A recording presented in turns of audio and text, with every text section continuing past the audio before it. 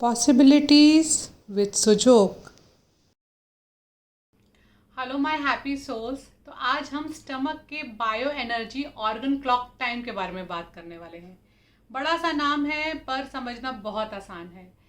वैसे तो हमारे सारे के सारे ऑर्गन्स 24/7 काम कर रहे हैं और अभी जितनी हमारी उम्र है ना, अभी तक पूरा पूरा साथ दिया इन ऑर्गन्स ने हमारा।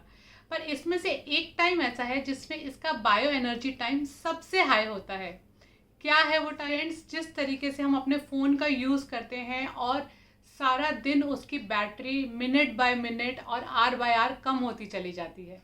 पर दिन में एक समय ऐसा होता है कि जब आप अपना फ़ोन चार्जिंग में लगाते हैं और उस चार्जिंग टाइम पे अगर आप अपना फ़ोन उठा लेते हैं और उससे कोई भी काम लेते हैं, मेल्स चेक करते हैं, चैट करते हैं या कोई यूट्यूब वीडियो ही देखते हैं, उसकी बैटरी कम नहीं होती। क्यों नहीं होती? क्योंकि उसका डिमांड और सप्लाई का बैलेंस बिल्कुल इक्वल होता है। जितना कंज्यूम हुआ उतना चार्ज भी हुआ। इसी तरीके से हमारे बॉडी के हर ऑर्गन का भी, जी हाँ, हर ऑर्गन का भी एक चार्जिंग टाइम होता है। इसी तरीके से दोस्तों हमारा स्टमक का भी एक बायो एनर्जी चार्जिंग टाइम है। अब इस चार्जिंग टाइम में फ़ोन की तरह आप स्टमक से जितना मर्जी काम लीजिए, जो मर्जी काम लीजिए, स्टमक की बैटरी ड्रेन नहीं होती। क्यों नहीं होती? वही डिमांड एंड सप्लाई लॉ। जितना आपने स्टमक से डिमांड करा, जितना बॉडी ने स्टमक से डिमांड करा, स्टमक ने उतना उस बायो एनर्जी टाइम पे सप्लाई भी ली पीछे से। फ्रेंड्स, आपने एक बहुत कॉमन कहावत है जो सुनी होगी, breakfast should be like a king, lunch should be like a prince and dinner should be like a beggar. क्या राज है इसके पीछे? ये कहावत तो सभी कहते हैं, डिनर हल्का करो, जल्दी खाओ। इस कहावत के पीछे एक बहुत ही साइंटिफिक लॉजिक है और इसका राज जो है ना, वो इस ऑर्गन क्लॉक टाइम के पीछे छुपा है। तो फ्रेंड्स, हमारा सुबह 7 से 9 बजे का टाइम, 7 AM to 9 AM का टाइम जो है ना, वो स्टमक का चार्जिंग टाइम है। अब स्टमक तो 24 घंटे काम कर रहा है, पर वो टाइम उसका सबसे हाई बायो एनर्जी टाइम है। अब आप ये समझ लीजिए देसी भाषा में कि इस टाइम आपके पेट की मिक्सी फुल स्पीड पे चल रही है।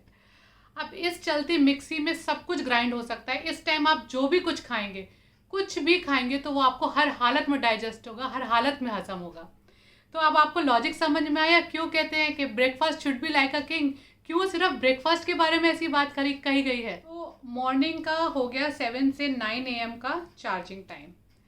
अब तब तो फ़ोन हमारा चार्जिंग में था, पेट हमारा चार्जिंग में था, तो हमने जो मर्जी खाया, डिमांड एंड सप्लाई का लॉ बिल्कुल बराबर रहा। अब दिन में आते आते, अब बैटरी तो फुली चार्ज है स्टमक की, पर दिन में आते आते ये डिमांड एंड सप्लाई का लॉ थोड़ा ऊपर नीचे होने लगता है और हमारे स्टमक की जो मिक्सी है ना, वो थोड़े मॉडरेटली काम करने लगती है।